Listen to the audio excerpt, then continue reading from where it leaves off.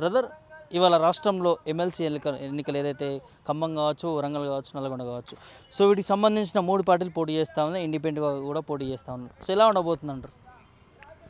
డెఫినెట్గా తెలంగాణలో ఉన్నటువంటి యువత కానీ, చదువుకున్నటువంటి విద్యార్థులు, విద్యావంతులు, మేధావులు, ఉద్యోగస్తులు అంతా ఎవరైతే పట్టభద్రులు ఆ ఎమ్మెల్సీ ఓటు కలిగి ఉన్నోళ్ళు చాలా చైతన్యవంతులైనటువంటి ఈ సమాజంలో నివసిస్తూ ఉన్నారు. ఎందుకంటున్నా అంటే గతంలో ఏదైనా ఏ ఎలక్షన్లైనా ప్రభుత్వం ఏమైనా ఆటుపోట్లు చేసినా కానీ ఏమైనా సమస్యాత్మకమైనటువంటి నిర్ణయాలు తీసుకున్నప్పటికీ కూడా జనరల్ ఎలక్షన్లో వేరే ఉంటాయి. ఈ గ్రాడ్యుయేట్ ఎమ్మెల్సీ ఎలక్షన్లు అనేవి వాటి ఫలితాలు కూడా చాలా డిఫరెంట్గా వచ్చిన సందర్భాలు మనం చూసినాం. ఇప్పుడు కూడా గతంలో కాంగ్రెస్ పార్టీ ఏదైతే హామీలు ఇచ్చిందో, ఏదైతే చెప్పిన మాటలు మోసపూరితంగా ఆచరణకు సాధ్యం కాకుండా ఇచ్చినటువంటి హామీలను విస్మరించి ఈరోజు కేవలం అసలు కార్పొరేట్ శక్తులకు కొమ్ము కాస్తూ ఈరోజు వారి యొక్క వాటాలను పంచుకునే విధంగా మాత్రమే ఈరోజు కాంగ్రెస్ పార్టీ పనిచేస్తూ ఉన్నది. ఈ ప్రభుత్వం యొక్క పనితీరు కూడా ఆ విధంగా ఉన్నది. ఆ క్రమంలోనే అటువంటి వ్యక్తినే ఈరోజు అభ్యర్థిగా పెట్టిరు. ఏదైతే ఒక చిన్న యూట్యూబ్ ఛానల్ పెట్టుకొని ఈయన ఎక్కడ జర్నలిజం చేసిండో, మరి ఎంసీజే చేసిండో, బీసీజే చేసిండో, ఆయన క్వాలిఫికేషన్ ఏందో కూడా ఇప్పటికి కూడా క్లారిటీ లేదు. ఆయన పక్కకు ఒక ఎక్స్ట్రా ప్లేయర్ను పెట్టుకొని ఒక యూట్యూబ్ ఛానల్ పెట్టుకొని నేను ఇన్వెస్టింగ్ జర్నలిజం చదివినా అనేసి, ఇన్వెస్టింగ్ జర్నలిస్టును అనేసి ఈరోజు అన్ని కంపెనీలను కావచ్చు, విద్యా సంస్థలను కావచ్చు, కార్పొరేట్ సంస్థలను కావచ్చు, సామాన్యులను కావచ్చు, ఏదైనా డిస్ప్యూట్ ల్యాండ్స్ ఉండి కూడా వాళ్ళ దగ్గర పోతే కూడా అన్ని బ్లాక్మెయిల్ చేసి దోపిడీకి పాల్పడినటువంటి ఒక వ్యక్తిని ఒక చోట నయంగా ఈరోజు తయారైనటువంటి ఒక మల్లన్నను ఈరోజు క్యాండిడేట్గా అక్కడ పెట్టిరు. మా క్యాండిడేట్ చూసుకుంటే మంచి క్లీన్ షీట్ ఉన్నటువంటి నాయకుడు రాకేష్ రెడ్డి గారు, మంచి విద్యావంతుడు, వెల్ ఎడ్యుకేటెడ్ అండ్ మంచిగా మాట్లాడగలుగుతాడు, ఇష్యూని అడ్రస్ చేయగలుగుతాడు, ఏదైనా పరిష్కార మార్గాన్ని కనుగొనగలుగుతాడు. రేపు పొద్దున పెద్దల సభకు పోతే కూడా ఏదైనా ఇష్యూ వస్తే కూడా మంచిగా మాట్లాడే ఆ పరిష్కారం వైపు తీసుకోవాలనేటువంటి నాయకుడు రాకేష్ రెడ్డి.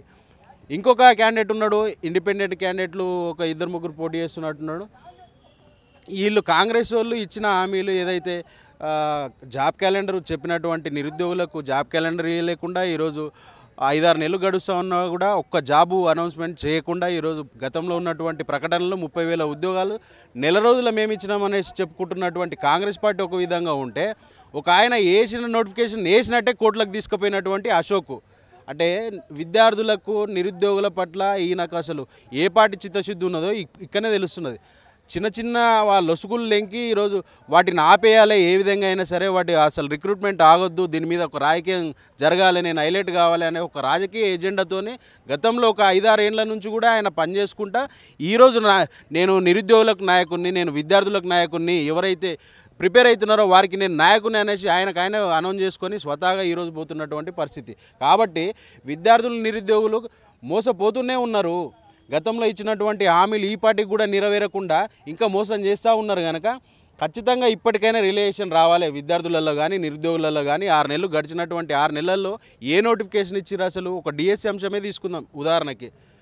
వాళ్ళు గతంలో ప్రతిపక్షంలో హోదాలో ఉన్నప్పుడు రేవంత్ రెడ్డి మాట్లాడిండు పేపర్లు చూపెట్టుకుంటా, డిఎస్సిలో 28,000 వేకెన్సీలు ఉన్నాయి, ఎందుకు చేపట్టట్లేదు నియామకాలు అనేసి ఆ రోజున్న ప్రభుత్వాన్ని ప్రశ్నించినోడు మరి ప్రభుత్వం రాగానే ఎందుకు 11,000 కుదించకపోతాయి? అవునా? వేకెన్సీలు 28,000 వేకెన్సీలు అని మాట్లాడినవి, ఈ డిఎస్సి ఎందుకు మరి 28,000 వేకెన్సీలతో ఇవ్వలే నోటిఫికేషన్? 11,000కి ఇచ్చేసి ఈరోజు నిరుద్యోగులను కూడా మోసం చేస్తూ ఉన్నాడు.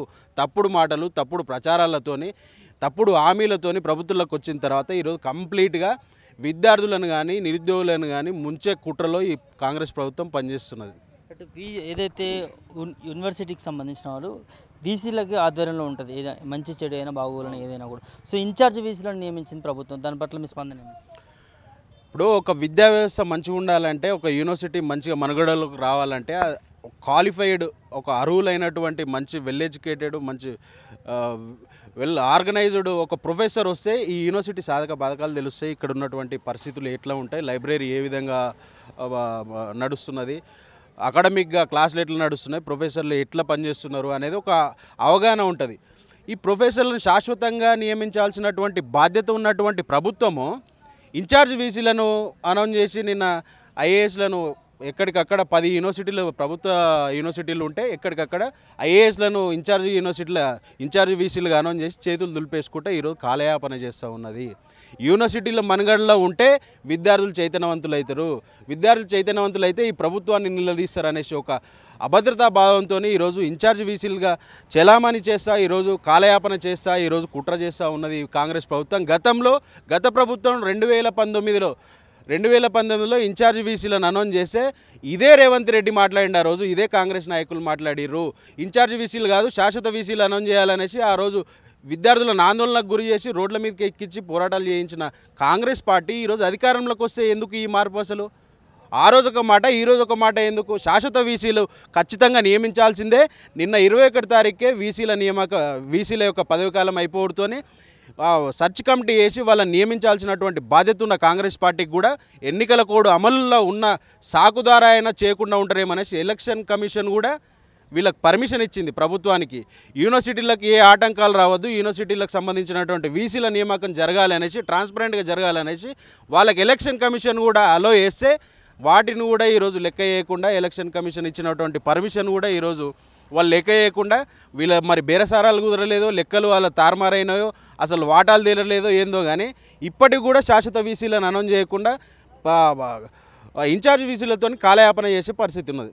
అంటే ఇప్పటికీ కూడా ప్రభుత్వము ఒక విద్యాశాఖ మంత్రిని నియమించకపోవడము, అదేవిధంగా ఇప్పుడు 2 నెలల్లోనే అకాడమిక్ స్టార్ట్ అవబోతుంది, కొత్త అకాడమిక్. సో ఎలా ఉండబోతుంది అంటారు? నేను ఫస్ట్ నుంచి కూడా అదే చెప్తున్నాము.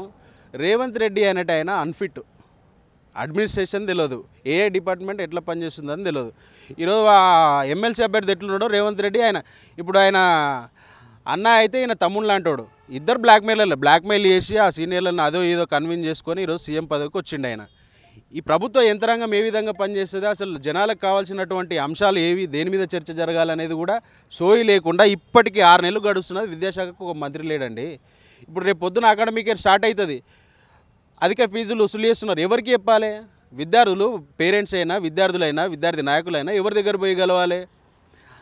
అధిక ఫీజులు వసూలు చేస్తున్నారు ఒక విధంగా ఉంటే, కార్పొరేట్ విద్యా సంస్థల్లో కమిషన్లు తీసుకొని ఈరోజు ఒత్తిళ్లకు లోబడి ఈరోజు చాలామంది విద్యార్థులు గ్రామీణ నేపథ్యాల నుంచి వచ్చినటువంటి వాళ్ళు తెలుగు మీడియం నుంచి ఇంగ్లీష్ మీడియం మా పిల్లవాడు మంచి చదివితే అనేసి ఒక టెంప్టేషన్లో వచ్చి జాయిన్ చేస్తే వాడు చదవలేక వీళ్ళ ఒత్తిడి తట్టుకోలేక ఉరులేసుకొని ఆత్మహత్యలు చేసుకొని చచ్చిపోతుంటే వీటి మీద ఎవడ యాక్షన్ తీసుకోవాలి? బాధ్యత వహించాల్సినటువంటి ప్రభుత్వం ఏమో ఈనాటికి కూడా విద్యాశాఖకు మంత్రి లేకుండా వ్యవహరిస్తూ ఉన్నది. ఇప్పటికి కూడా ఒక్క విద్యాశాఖలో ఒక్క రివ్యూ జరగలేదండి.